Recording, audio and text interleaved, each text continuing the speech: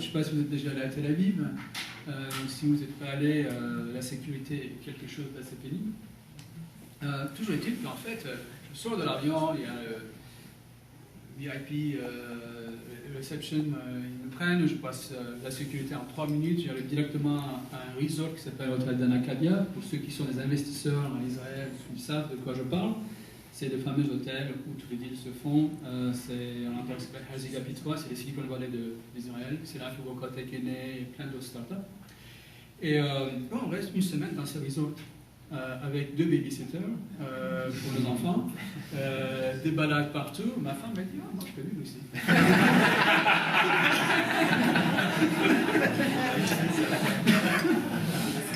Le soir, le dernier soir de notre truc, le CEO amène, enfin c'est vraiment le grand jeu quoi. Et puis il dit à ma femme, alors Valérie, est-ce que tu veux bien venir vivre ici? Ah oui, oui. Donc c'était ça. Et puis on a déménagé donc là-bas et puis on a eu quand même 2 fois des scouts qui étaient envoyés et 2 fois on se trouvait dans la chambre comment on appelle ça, anti-bombe là. Les abris anti-bombes avec le masque à gaz, tout ça. Sur ce, quand ma femme a mis son première fois sa masque, elle me regardait dans les yeux, elle dit jamais ça. Et tu étais VP Alliance, c'est ça? Oui, oui. J'ai fait.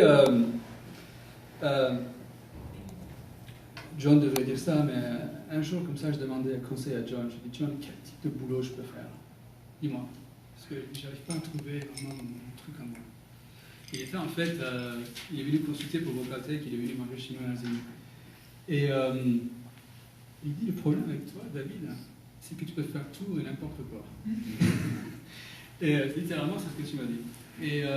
Et chez Vocatech, en fait, je commençais par faire d'abord la standardisation, la normalisation, et puis ensuite je suis passé sur plein d'autres choses, parce qu'en fait, il fallait faire ces choses-là.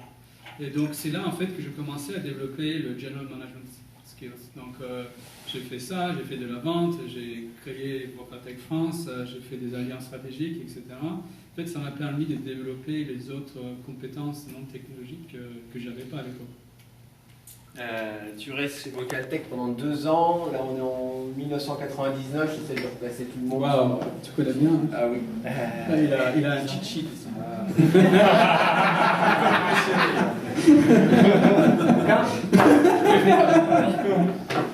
J'ai juste prêté attention à ce que tu me racontais. Contrairement à toi. C'est surtout comme tu es arrivé 20 minutes en retard au rendez-vous, j'ai eu le temps de lire ton résumé du programme. C'est qui est vrai. Je suis arrivé en retard. Désolé. On se retrouve donc en 1999 ouais. Et tu te fais chasser par Microsoft. Ouais. Tu as trouvé l'histoire intéressante. Tu peux nous plonger dans cette histoire?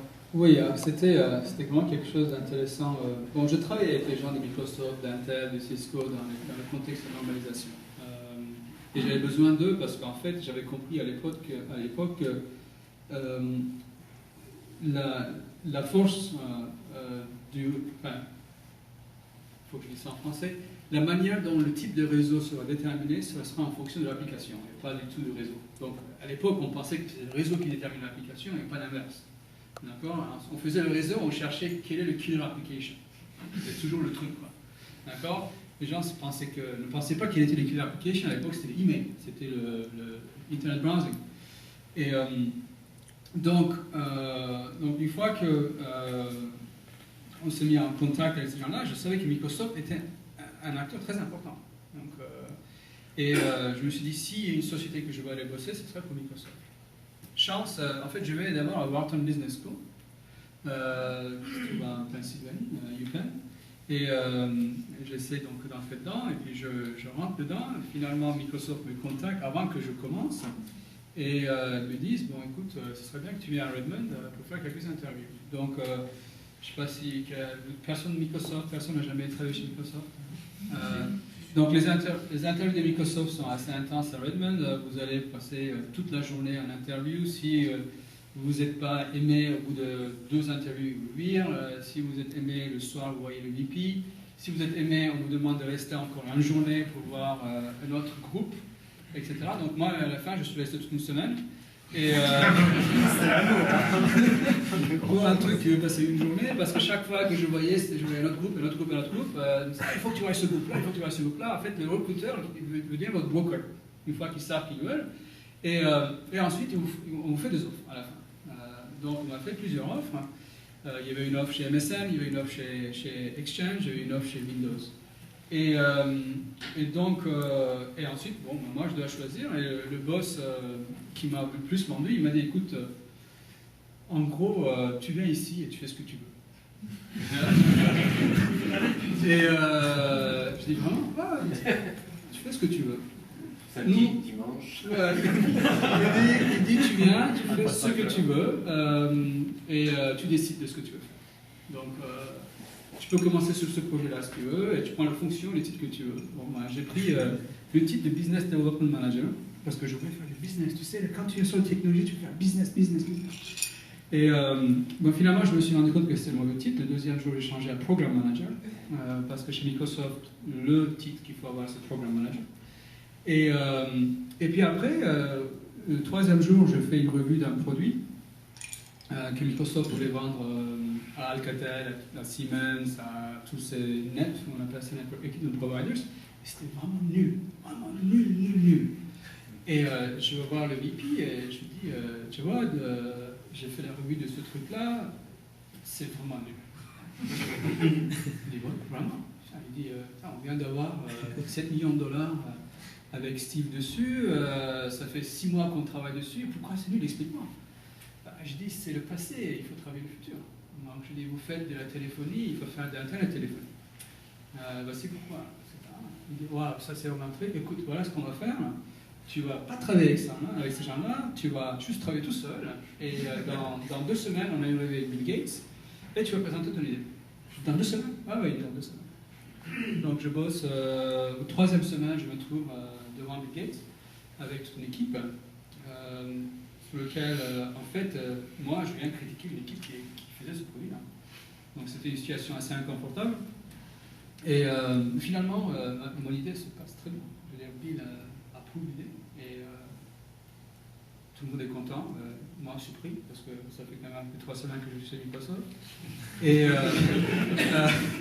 Et mon chef est très content parce que, en fait, chez Microsoft, c'est toujours le revue avec Bill Gates, c'est super important.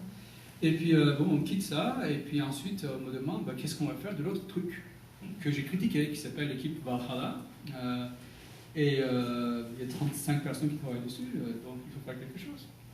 Et le lendemain, on va voir Steve Ballmer, et Steve lui dit, David, c'est ton boulot, c'est ton chef, c'est toi le chef de ça qui décide. Donc jusqu'à présent, j'avais vraiment jamais géré quelqu'un. Donc je gérais à peine moi-même. Et tout d'un coup, je me trouve le chef de l'équipe qu'il fallait en fait que je remplace. Donc c'était en fait la première leçon de management que j'ai eue en vrai. Et c'est comme ça que mon aventure chez Microsoft a commencé. Et aujourd'hui, j'espère que je vais y retourner. Tu as travaillé sur quel produit qu'on connaît aujourd'hui? NetMeeting, Tapi. Sammy, c'était le premier truc. NetMeeting, Windows Live Messenger, enfin, cette fois ça s'appelait MSN Messenger. Ça a changé de nom. Pour ceux qui sont dans l'entreprise, Exchange Conferencing Server, Exchange IM, ensuite Office Communication Server, Communicator, c'était l'ensemble des produits de communication de temps réel. Justement, tu l'as dit, tu vas redevenir Microsoft. Tu es resté seulement 2 ans et tu as quitté Sophia. 5 ans. 5 ans Microsoft. D'accord. Mais tu en es parti pour aller. Tu vois, je sais pas tout. Tu en es parti pour aller chez Reuters. Non, il n'y a pas de. Et pourquoi tu as quitté Microsoft pour aller chez Reuters? Donc, c'était en 2003.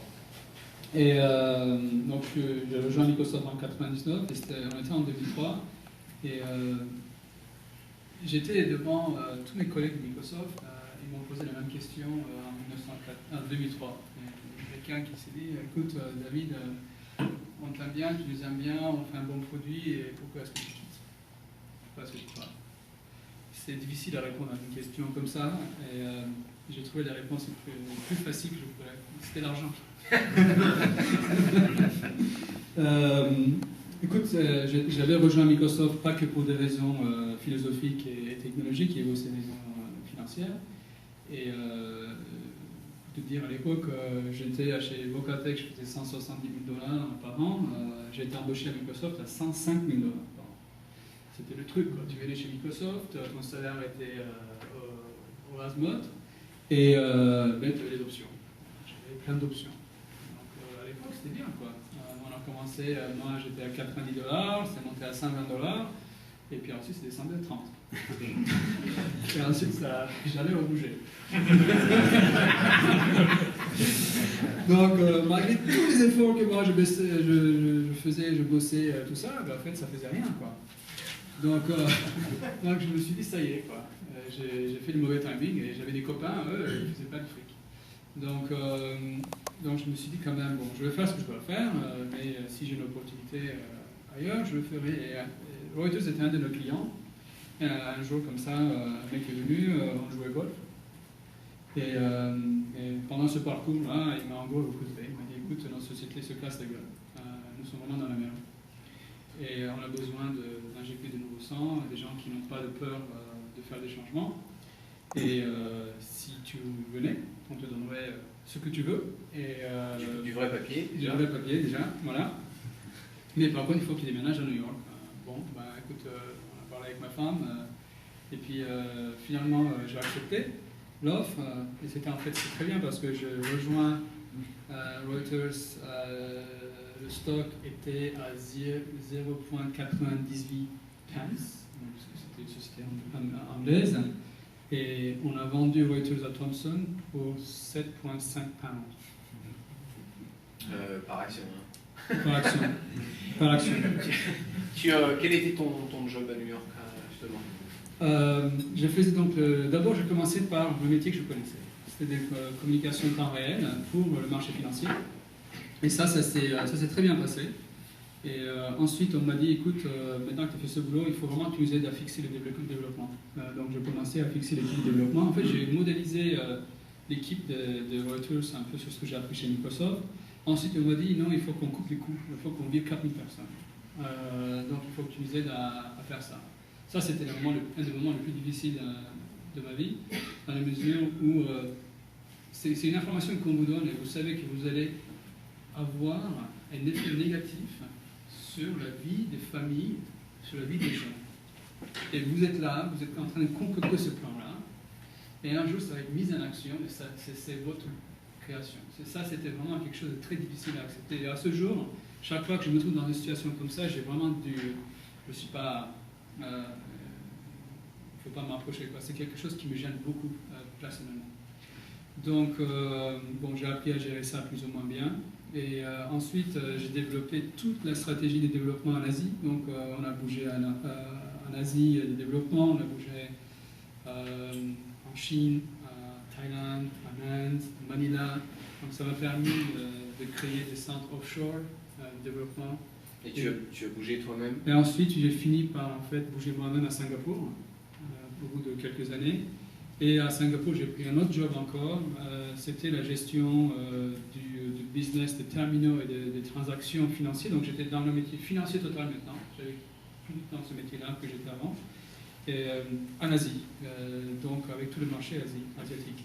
Et ça, c'était vraiment super, parce qu'il a fallu que j'apprenne le marché asiatique. Et c'est là que j'ai aussi remarqué qu'il ne faut pas avoir un boulot international quand tu te trouves à l'Asie, parce que j'ai géré tout le business précédent que j'avais, plus le business en Asie. Donc en fait, je ne dormais pratiquement jamais. C'était vraiment horrible, parce que New York était à 12 heures de décalage horaire. Je finissais le soir, j'avais le dîner, conference call jusqu'à 2-3 heures du matin, là maintenant le matin à 9 heures, plus tous les voyages. C'était très dur physiquement. Ben, je dis oui, on peut en parler, on en parlait. La transaction a lieu au mois de novembre, donc au mois de décembre, j'ai accepté la proposition de rejoindre Skype et aussi donc de déménager de Singapour, en fait, ici, mais en attendant d'abord à Londres pendant environ 6 mois, en attendant que mon visa